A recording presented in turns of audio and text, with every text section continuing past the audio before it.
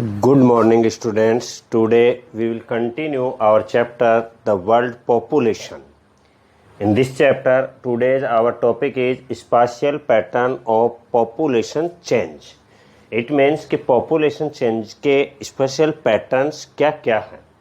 There is annual rate of 1.4% of population growth all over world and 1.64% in all over India. Then annual rate 1.4% all over world is a small rate and it is continue decreases, but it has a large impact. Why? It is also a small rate, but when it apply on a large number, the actual number is very large. It means the 7 billion population of the world, and when we apply 1.4% growth rate every year, then it is a large number of the 7 billion. दिखने में हमें ये लगता है कि 2.4% से growth rate लो हो गई, 1.4% तक आ गई, बट ये स्मॉल नंबर जो 1.4% है, यह भी उस लार्ज पॉपुलेशन पर जब अप्लाई होता है तो वह भी एक बड़ा नंबर होता है. Negative correlations between economic development and population growth. It is a fact that negative relation between population growth and economic development. It means when we say a developed country on the basis of economic developed country has a large population and a less economic developed country has a low population growth rate or a less population, but it is wrong. It is opposite relations between the economic development and the population change. अर्थात हमें ये सुनने को मिलता है कि जहाँ economic development ज़्यादा है वहाँ पॉपुलेशन भी ज़्यादा होगी, जहाँ इकोनॉमिक डेवलपमेंट कम है वहाँ पॉपुलेशन भी कम होगी, बट ऐसा गलत है.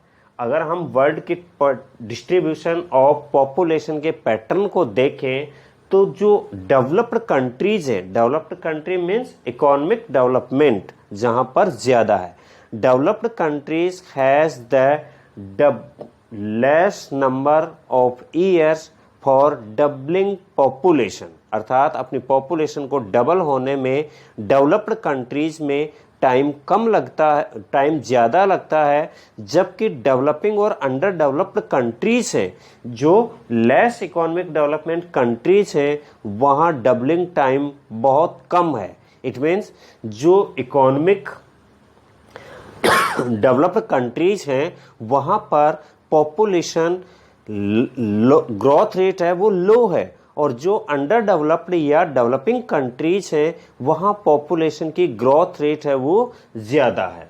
So it is prove that the correlation between economic and development and population growth is negative. The another topic is impact of population change, कि इस पॉपुलेशन चेंज के ह्यूमन लाइफ पर क्या इम्पैक्ट होते हैं.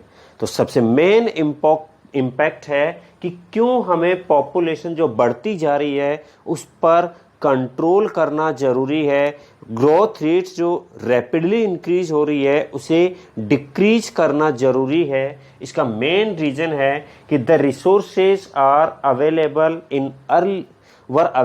इन earlier time, these are now insufficient for us. It means over exploitation, जैसे जैसे resources का पॉपुलेशन बढ़ती जा रही है एक्सप्लॉयटेशन भी बढ़ता जा रहा है, और वो भी इनडिस्क्रिमिनेटिव मैनर में, कि पीपल्स की नीड को फुलफिल करने के लिए उन रिसोर्सेज को हमें इन डिस्क्रिमिनेटिव मैनर में उनको एक्सप्लॉइट करना पड़ता है, और जितने ज़्यादा रेट में हम उनको एक्सप्लॉइट कर रहे हैं उनको बनने में उतना ही लंबा टाइम लगता है. तो resources are important for us, and when a large number of population uses the large number of resources, then the resources are now insufficient for us, and in our future generation भी उनके लिए भी ये shortage रहेगी। और इसीलिए world के सभी कंट्रीज ने एक टर्म को फॉलो किया, वो थी सस्टेनेबल डेवलपमेंट। इट मीन्स हमें डेवलपमेंट तो करना है बट हमारी आने वाली फ्यूचर जनरेशन के लिए भी रिसोर्सेज को हमें बचा के रखना है।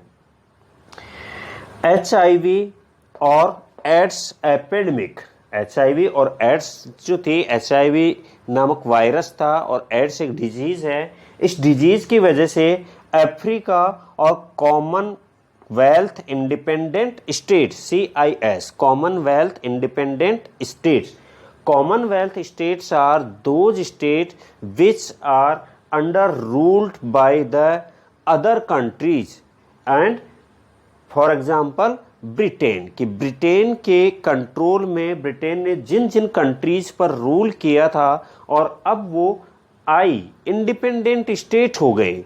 जिन जिन कंट्रीज पर उन ब्रिटेन ने रूल किया, कॉलोनियाँ अपनी बसाई कॉलोनियल पीरियड में, तो उन कंट्रीज को कॉमनवेल्थ कंट्रीज कहते हैं। और इन्हीं के बेस पर एक गेम होते हैं कॉमनवेल्थ गेम। और एट प्रेजेंट में in world 53 countries are the member of Commonwealth. These are called the Commonwealth states. तो कॉमनवेल्थ क्या है? कॉमनवेल्थ वो कंट्रीज का एक ग्रुप है जो कभी ना कभी किसी ना किसी टाइम पर ब्रिटेन के अंडर में था, वहाँ ब्रिटिश गवर्नमेंट का रूल चलता था। तो अफ्रीका और कॉमनवेल्थ इंडिपेंडेंट स्टेट में जो एड्स नामक बीमारी थी वो एकदम से एपिडेमिक बन के आई, महामारी का रूप लिया और इस बीमारी ने पुश्ड अप डेथ रेट को पुश्ड अप कर दिया, बढ़ा दिया and reduced average life expectancy.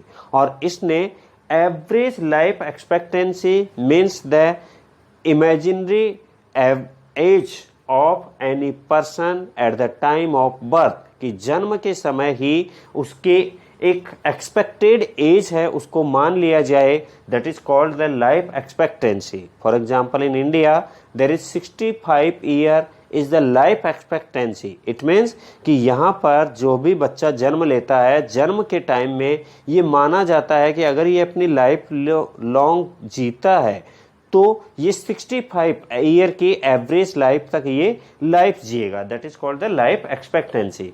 So the HIV AIDS epidemics reduced the average life expectancy of human being.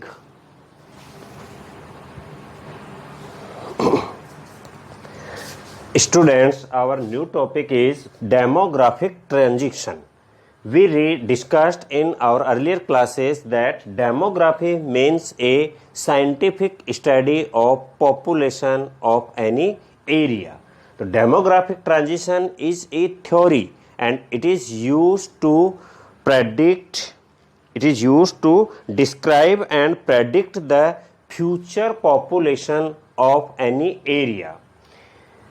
In this theory, we know that rural agrarian population is transit to urban industrial population.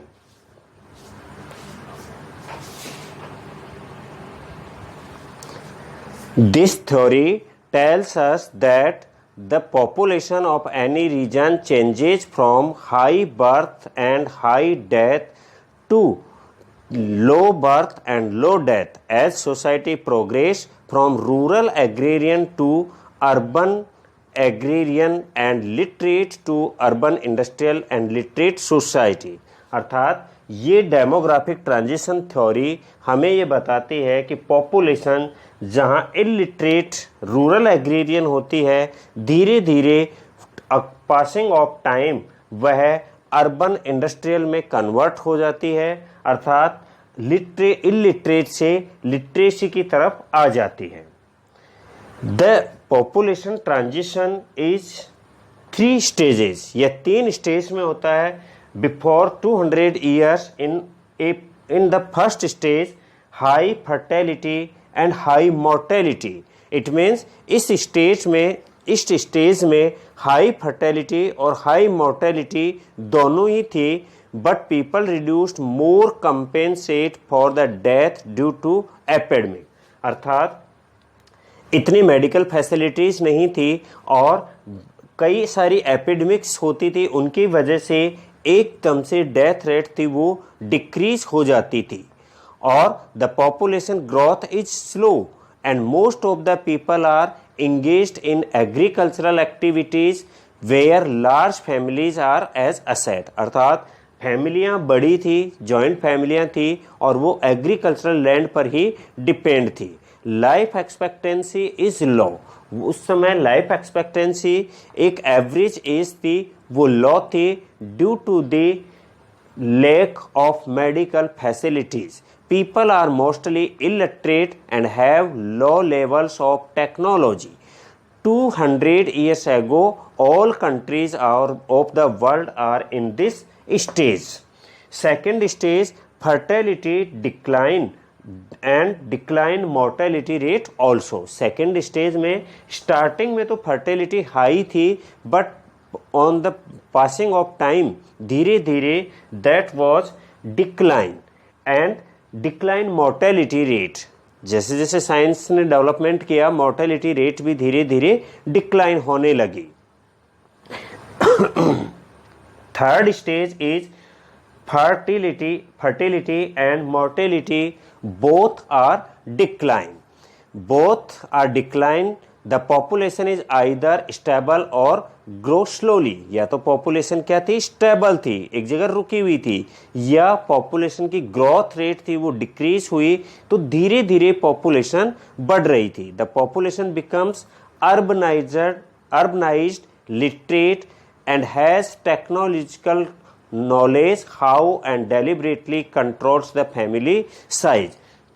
Science की technology का development हुआ और उससे family planning जैसी और जो population increase हो रही थी उससे जो प्रॉब्लम अराइज हो रही थी उनकी तरफ वर्ल्ड की कंट्रीज का ध्यान गया और उन्होंने controls the family size, family की साइज पर कंट्रोल करना स्टार्ट किया और सभी कंट्रीज ने अपने अपने लेवल पर अपने अपने हिसाब से पॉपुलेशन को कंट्रोल करने के लिए पॉलिसी फॉलो की।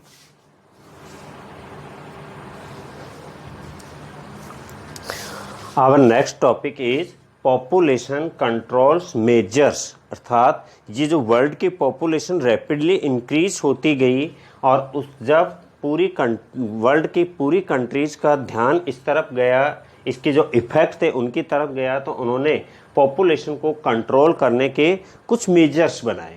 उनमें फर्स्ट है फैमिली प्लानिंग। अर्थात फैमिली की साइज को लिमिटेड किया जाए और वो लिमिटेड करने के लिए जो बर्थ जो चाइल्ड बर्थ है उसको, बर्थ रेट है उसको कंट्रोल किया जाए। Improving women's health and we should improve the women's health.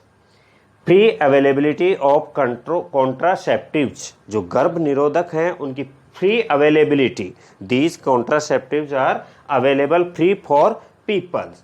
And tax disincentives for large families, which families have the large number of family members or the size of families is very large, then the government tax disincentives कि उनको जो tax में rebate मिलती थी उन rebate से वो rebate उनको नहीं मिलेगी, डिसइंसेंटिव्स कर दिया। तो these are the measures of population control. हम एक स्लोगन जो पढ़ते हैं कि हम इंडिया में भी ये मेजर्स अप्लाई किए गए। फैमिली प्लानिंग वाला, फैमिली प्लानिंग अपने यहाँ पे पॉपुलेशन पॉलिसी 1986 बनी, उसके अकॉर्डिंग ये किया गया हम दो हमारे दो। इट मीन्स कि हस्बैंड और वाइफ उनके दो ही बच्चे होंगे और बच्चे उनके ज़्यादा नहीं होंगे, तो फैमिली की जो साइज है उसको क्या कर सकते हैं, धीरे धीरे लिमिट्स कर सकते हैं। एक प्रसिद्ध विचारक हुए थॉमस माल्थस। थॉमस माल्थस ने एक थ्योरी दी 1798 में और इन्होंने कहा the number of people would increase faster than the food supply. Means world में पॉपुलेशन इतनी रैपिडली ग्रो कर रही है कि फूड सप्लाई है वो उनके लिए कम पड़ जाएगी। Any further increase would result in population crash caused by famine, disease and war। और अगर ऐसी सिचुएशन होगी कि फूड सप्लाई कम पड़ेगी तो उसके कई निगेटिव इफेक्ट भी होंगे, और जब स्थिति ऐसी आएगी फेमाइन, डिजीज या वॉर के टाइम में, तो सिचुएशन और ज़्यादा बैड हो जाएगी। The preventive checks are better than the physical checks.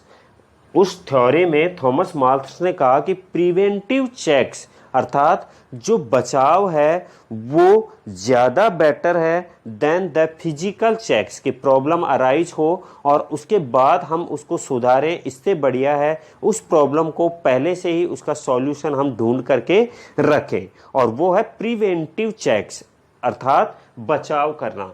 तो वर्ल्ड में ऐसी सिचुएशन ओवर पॉपुलेशन हो, रिसोर्सेज की कमी आए और हर तरफ सिचुएशन बैड होती जाए, उससे बढ़िया है हम पहले ही प्रिवेंटिव चेक्स फॉलो कर रहे हैं। प्रिवेंटिव चेक्स का मतलब है पहले से ही जो पॉपुलेशन बढ़ रही है उसको धीरे धीरे लिमिट में लाएं, कंट्रोल करें, and that are the part of population controls measures.